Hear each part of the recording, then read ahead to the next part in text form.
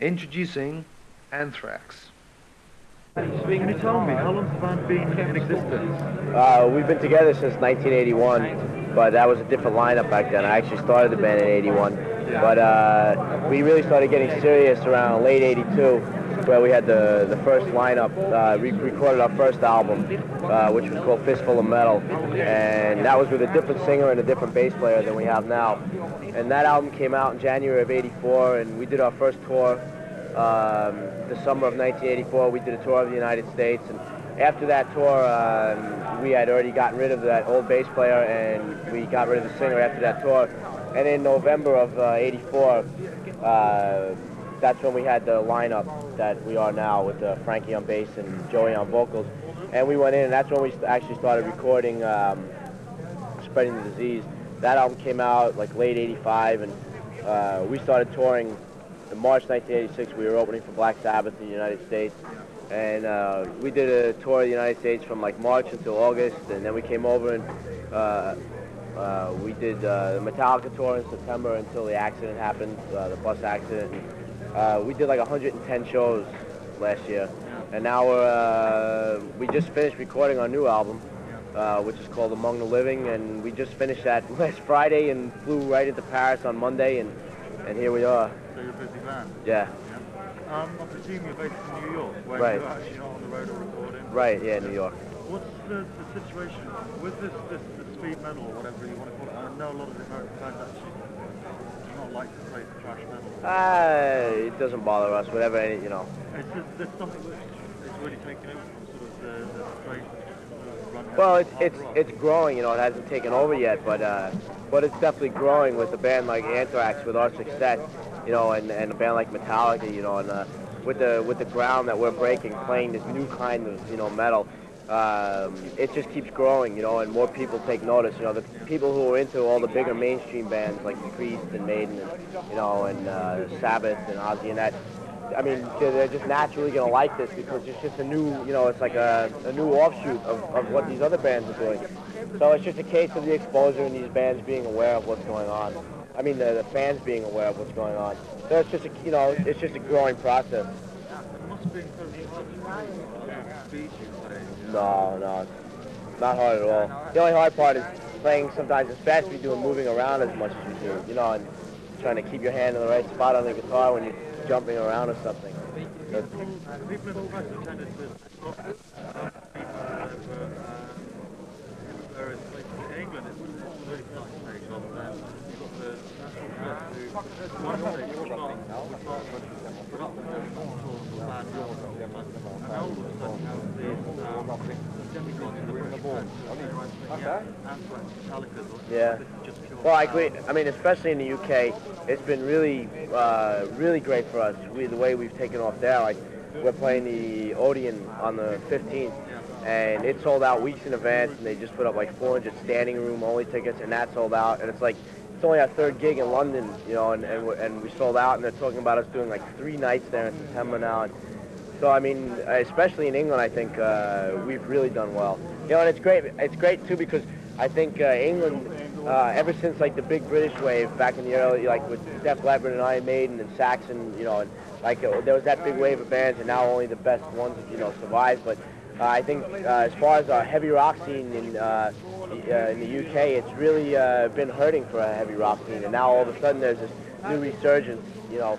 I think it's really good for, you know, Britain. In Europe, Maiden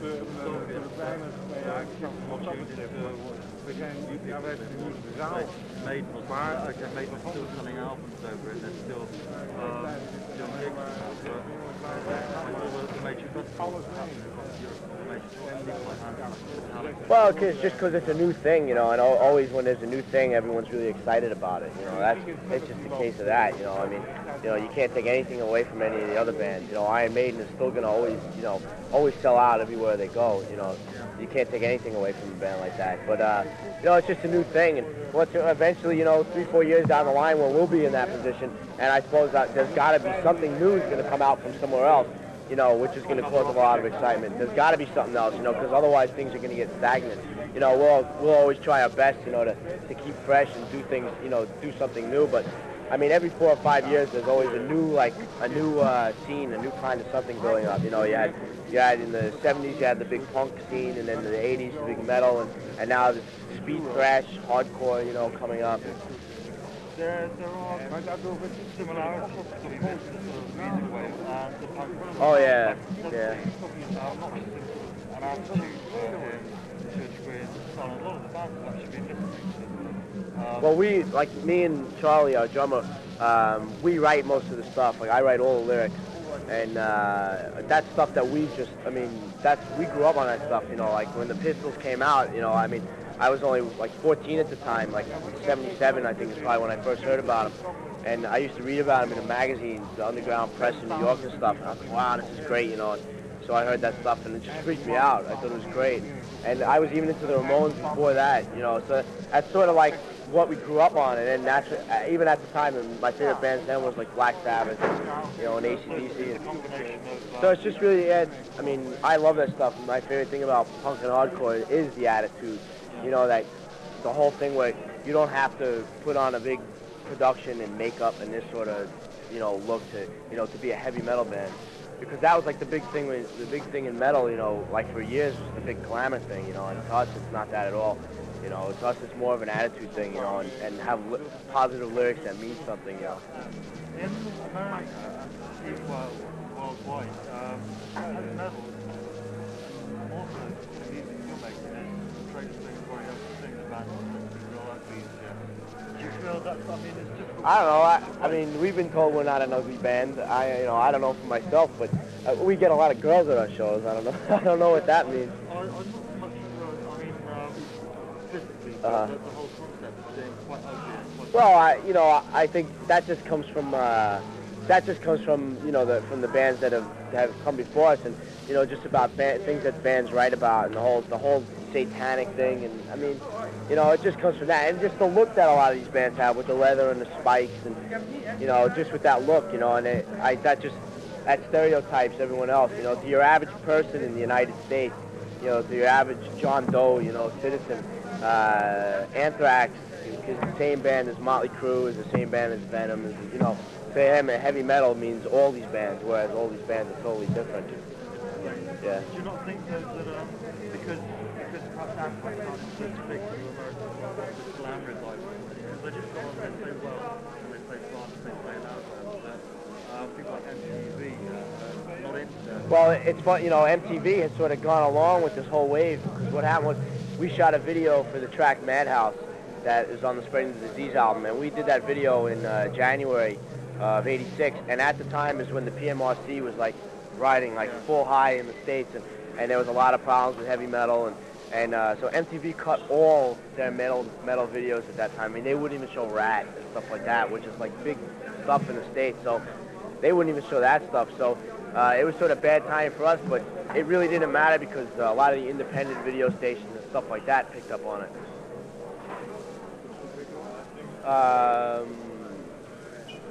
Perrier or something.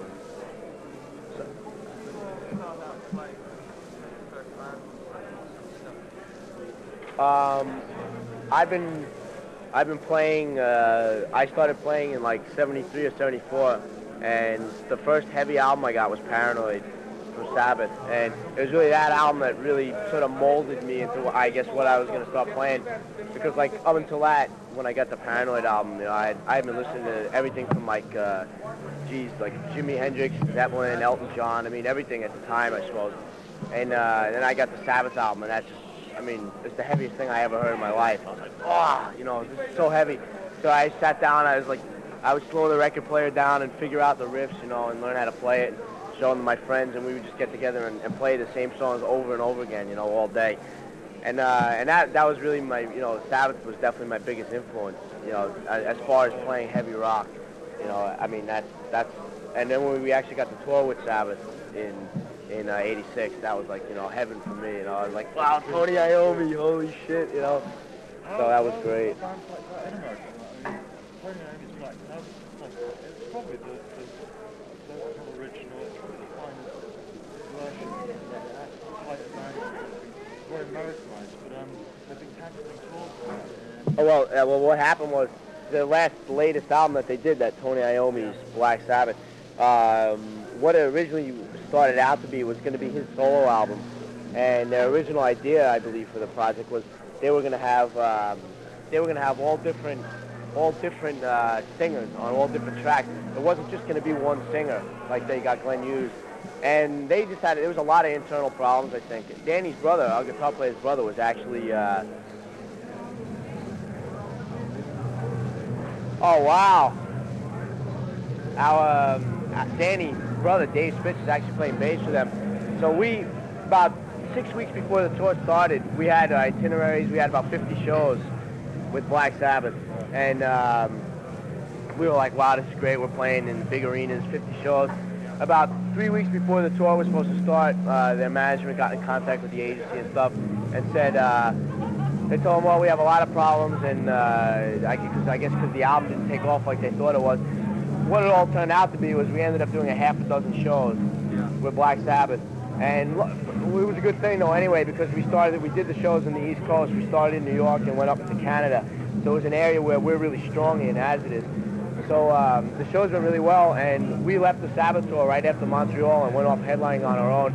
And they did about 3 more shows and then canceled the rest of their tour. And they just had a lot of problems. 2 shows into the tour, they sacked Glenn Hughes, and there was just a lot of problems, and they really needed to get their own stuff together before they were ready to go out and do something. How far do you feel Anthrax could go with what you're doing? I mean, it doesn't seem as though it's going to be chart material. Well, to tell you, we have a 12-inch coming out in England, Europe, and Japan on the 12th, this I Am the Law 12-inch. And just the pre-orders, well, we spoke to Ireland a couple of days ago, they said just the pre-orders on the 12-inch is going to chart it in the top 75 on the national charts in Britain. You know, and I mean for a heavy metal single, I guess that's good. But for a heavy metal single like we would put out, you know, because obviously we're not heavy metal like a lot of other bands, which is incredible, you know, that we're gonna. I mean, they really think we could break the top 40 with this 12-inch, so we'll see what happens. It'd be nice, you know. But like in the United States, I mean, our last album we sold over 100,000 records. Metallica's Master Puppets gold record with 500,000 in the United States, and there's no reason why our new album won't do that. Just because of the doors Metallica opens for us. Yeah. How do you find that in Europe, places like Holland and Germany, where the kids are really, really into this sort of music, it's better than the States, or is it on a par with to us, it's really the same, because we're at the level now in the States. We're about the same level here in the States. You know, like when the first time we toured here was in May, and we had a great tour. We toured Europe, and we did 1 show in London. Then we came back and we did the Metallica tour in September until the accident. And we're really at the same level. We pretty much play to the same size crowds, and I mean the crowds everywhere. I mean, insane. The one thing that the European and British crowds have over the crowds in the States is that they actually sing. I mean, like we'll be up on stage and they sing. I mean, the words and the parts, like football chants. You know, I mean, it's unbelievable, and that's what I really love about this. You know, whereas in the States they really don't sing. In the States you find a lot more of the stage diving and stuff like that going on. I mean, today downstairs, looking at these people, they don't give a shit about anything apart from coming to see these bands. You know, they don't give a shit about their jobs or. And another thing, like, see, in the States, there's never been a show like this, like Art Shop. Yeah. We've never had shows like in the States. Like in the States, they've had big festivals like the US Festival, where you have like, you know, Van Halen, Judas Priest. You have all the biggest bands on one show. But there's never been a show like this. And to me, what amazes me, because I've been going to shows for years and years, and how these kids can come in and from the first band to the 6th band on, go fucking nuts for every single band and not get, I mean, how do they not die out, you know? I mean, you see the kids will be going crazy for Lars Rocket. By the time we get on, 4 hours later, they'll be going crazy, and then Metallica comes on after that, and they'll still be going crazy. Whereas, I mean, I know I'll go to a show in the States, I mean, I might like 3 bands on the bill. And I mean, I'm dead after the first band, generally, so it's like, it's rough. I saw Metallica here a couple of years back when they did the Venom. This is when they supported Venom. And I'd never quite seen anything like this. Even in England, we'd never seen anything like this. And you see people in there for 8 hours, yeah, in a place that's got no lighting out there. The facilities are really useless. You know, the kids out there, and the kids are just going wild. The whole 8 hours they're in there. I mean, do you think this is punk happening again? You know, well, I don't know if it's that, but I think it just comes from that the European audiences are used to this, you know, because they've had it for so much longer in the United States, you know, because this stuff has been, it got bigger here quicker than it did in the States, so I think they're just more used to it. Whereas in the States, it's what's going to happen in the States is it's immediately going to become a mainstream thing, you know, like we're going to graduate into like these arena rock, you know, because in the States, you're either playing clubs or you're playing the big arenas. There's like sort of no in between. You know, so what we're sort of hoping to do is when we're at the point where we're headlining these big arenas, we'd like to have no seats on the floor, like festival seat, you know, people could just come like this on the floor. I mean, people they'll sit all around, but no seats on the floor, and kids could go nuts on the floor rather than have all the chairs on the floor. Because then what ends up happening anyway is these kids go nuts, they just rip the seats out and they throw them around, and there's a lot of damage to the arena. And the promoter gets fucked on his insurance, and they won't do no shows no more. That's what's going on a lot in the States now, a lot of vandalism at the shows, because the kids get so nuts. I don't think there's, I mean, in Europe there's a lot of association with violence and accidents happening at these sort of gigs. Do you think that's because of the power? Well, it's just the aggression, you know, the kids go crazy, man. They just go, you know, you can't help it. They just go nuts, you know, there's really... There's no way of stopping that without stopping them. No, you can't, because the only way to stop that is to tone yourself down, you know, I mean, you know... How do you feel about slam dance? Oh, we love it, you know, we love it. I've been doing it since, geez, God knows how long, you know, and it's like, when it actually started happening at our gigs, you know, it was the greatest thing, you know, because it took a long time for the metal crowd to catch on, you know, to what was going on as far as that. It happened in New York, and even in the United States, it happened about 2 years ago. There was a really big crossover with the metal and hardcore scenes, you know, and punks and hardcore and skinheads started coming to metal shows, and vice versa. Metal, long-haired kids started going to punk shows, and it's a really cool scene now, especially in New York. It's good because it means youth cults all mixing together instead of... Like in New York now, like if we play in New York, there'll be 5,000 people, and it'll be, I mean, a mixture of everything from posers to skinheads to, I mean, every kind of kid comes to a show, and they really go off well, you know, just kids have a good time. What do you think is good musically that's around in your sort of league, whatever, what you're doing at the moment? Some of the bands like us and Metallica and Metal Church, I think Megadeth's a really good band. I think Celtic Frost's a really good band. It's a good build. Yeah, I mean, there's just, you know, there's a lot of good stuff, you know, and it's really cool, you know, because a lot of the bands, we all know each other, and it's just a really cool scene, you know, we're all like the same age, and it's going to be cool 5 years from now to see, like, where things have gone and what, you know, what's happened. I know you said you're a very, very busy man, I presume that you get some spare time. What do you do in your spare time? I mean, I see photos that you guys do with skateboarding. Yeah, skateboarding a lot, and, like, when I'm home in New York, generally, if I have free time, you know, I like to go to shows and just hang out with my friends. You know, I got like my whole crew back in New York, you know, and we just hang out, you know, every night. Just fucking go over to this guy Ray's house and just hang out and watch movies. And, you know, not much, just hang out. You know, that's it. You were saying earlier that in America there's no two ways. You either one night you're playing CBG music, the next, or like maybe a year later if you've broken it. Well, they have, I mean, not necessarily CBGBs. I mean, like there's, like we would play the Ritz in New York, which you could actually put 3,000 people into, you know. But there's I mean, the arenas is like, you know, there's no in between. Like over here, like 3,000, right, 30,000, right, exactly. Do you not think that I mean your audience, there's a very close affinity between the audience and you bands here. So once you start getting onto a stage where you can't see people out there, you just we find that hard.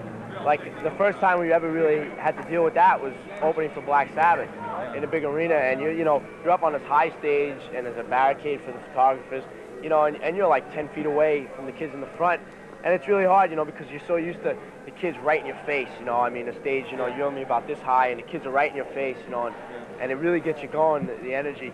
So it was kind of hard at first, you know. It took like 2 or 3 shows just to get used to it, but then you realize you're standing up there and you're still doing all the same stuff on stage, but when the song ends, you've got like 12,000 people going, you know, going nuts. So it sort of gives you the same, effect. But even so, like in Paris the other night, when we played in Paris, it was about 6,000 people, and it was a totally like raging crowd. I mean, they were going nuts. And it was weird because here we are way up here, and we look down and we see this big fucking pit going around and kids flying up in the air and shit. I mean, you just want to be right there, you know. You could be right in the front with those kids, you know, but, you know, it's kind of hard. And Iron Maiden did something on this last tour, which I think we're going to do. They actually have, you know, they got their regular stage. They actually got these platforms that go out over the pit so they could be right there with the kids. I think we're going to do that when we headline this year. We're going to build these things to go over the barricade.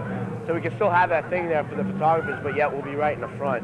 It's really important to get right in there. I mean, if you could get a message across to your audience worldwide, what would you say to them? Just to have, you know, as much fun as you can, you know, and you know, to just be yourself, you know, and just have a lot of fun. Just imagine you have to like work out and swim and shit like that to... Nah, we see, the problem with us is like we're like really lazy, you know, when we get off the road, you know, like I mean, I do a bit of skateboarding, but that, you know, I mean, there's only so much skateboarding is gonna put you in shape for doing a show. So like we just did the album. I mean, we were like 5 weeks, you know, doing the album. You get album lazy, you know, sitting in the studio drinking coffee, you know.